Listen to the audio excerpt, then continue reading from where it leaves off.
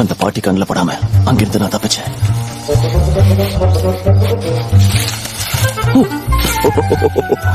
என்னோட கூட்டாளி எமில் தான்.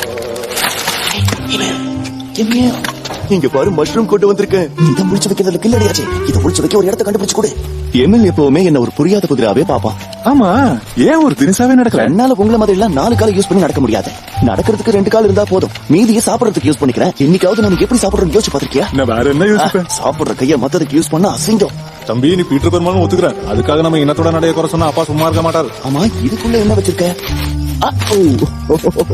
உனக்கு சீஸ் கிடைச்சிருக்கா?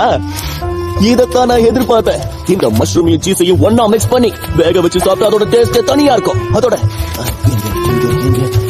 இதோ ரோஸ்மெரி. இந்த வெங்காயத்தால சேர்த்தா சூப்பர்.